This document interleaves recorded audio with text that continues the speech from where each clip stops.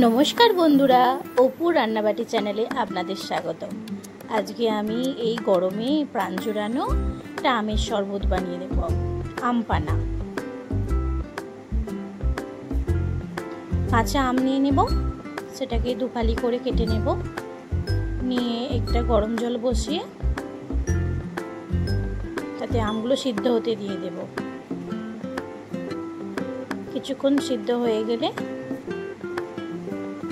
সিদ্ধ হয়ে গেছে, এবার একটা পাত্রে তুলে নেব। এবার কিছুক্ষণের জন্য আমটাকে ঠান্ডা করতে দেব।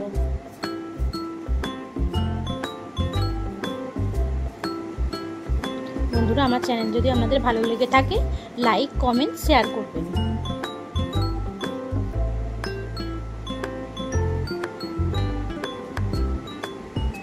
আমটা ঠান্ডা করে নিয়েছি।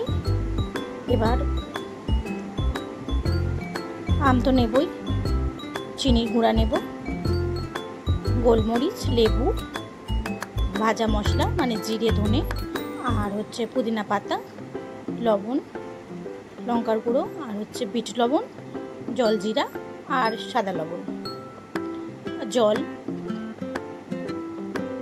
2 গ্লাস, আর ঠান্ডা জল, ফ্রিজের ঠান্ডা জল।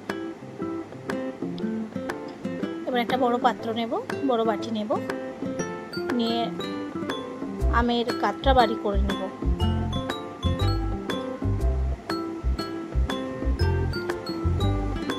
সমস্ত কাতটা বার করে নেব। বন্ধুরা, এই গরমে যদি এটা আম পানাটা বানিয়ে খান, প্রাণ ঠান্ডা করে দেবে পুরো। খুব ভালো লাগবে এই গরমে।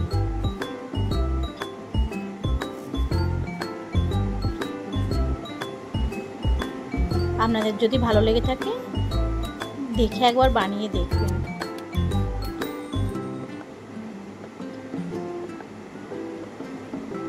ভালো করে আমটা ম্যাশ করে নেব। একটু সামান্য পুদিনা পাতাও দিয়ে নিয়েছি, দিয়ে ম্যাশ করে নিচ্ছি। বন্ধুরা, যতই চামচেতে করি না কেন, হাত না হলে ঠিক কাজ হয় না। তাই ওয়েস্টগুলো বার করে দেওয়ার জন্য হাতটাই ইউজ করলাম। কথায় আছে, আপনা হাত জগন্নাথ।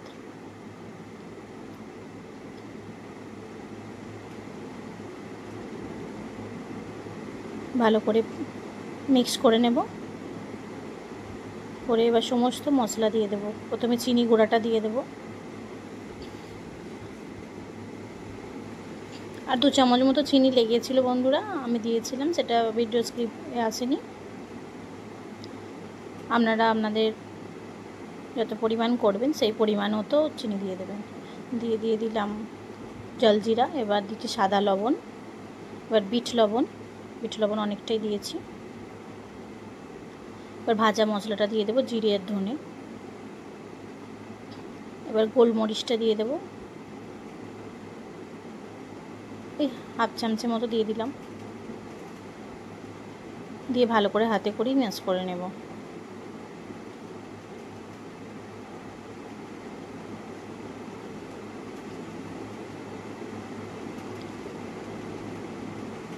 একদম মসৃণ করে নেব হাত দিয়ে মেখে মেখে। এতে শরবতটা করার সময় মুখে না কিছু আসে।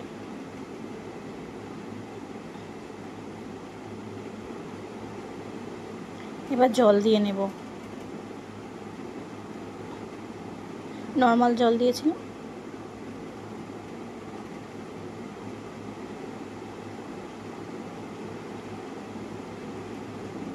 ভালো করে মিশ্রণটা মিশিয়ে নেব।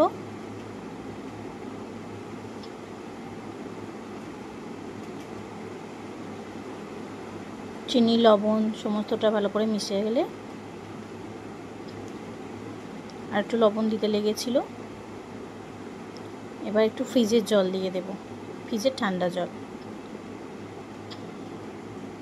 শরবতটা একটু ঠান্ডা ঠান্ডাই খেতে ভালো লাগবে।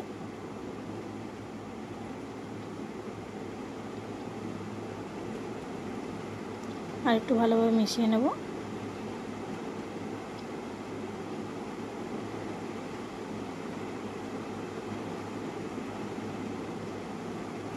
মিশিয়ে এবার দুটো গ্লাসে সার্ভ করার জন্য রেডি করে নেব। দিয়ে একটা প্লেটে একটু লেবুর রস বার করে নেব। এবার একটা গ্লাস নিয়ে গ্লাসের কানাটা ভালো করে মাখিয়ে নেব। দিয়ে একটুখানি লঙ্কার গুঁড়ো আর বিট লবণ ভালো করে গ্লাসটা ঘুরিয়ে ঘুরিয়ে লাগিয়ে নেব। ওটা শরবতটা খাওয়ার সময় মুখে পড়লে বেশ টকটকের সঙ্গে ভালোই লাগবে। দুটো গ্লাসই বানিয়ে নেব।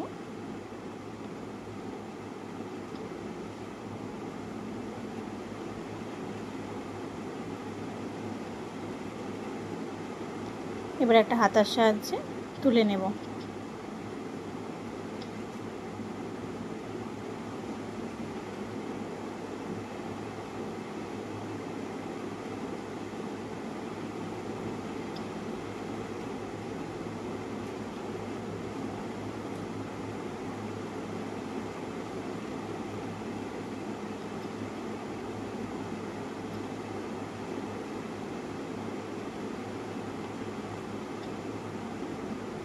এবার একটু পুদিনা পাতাও দিয়ে দেব,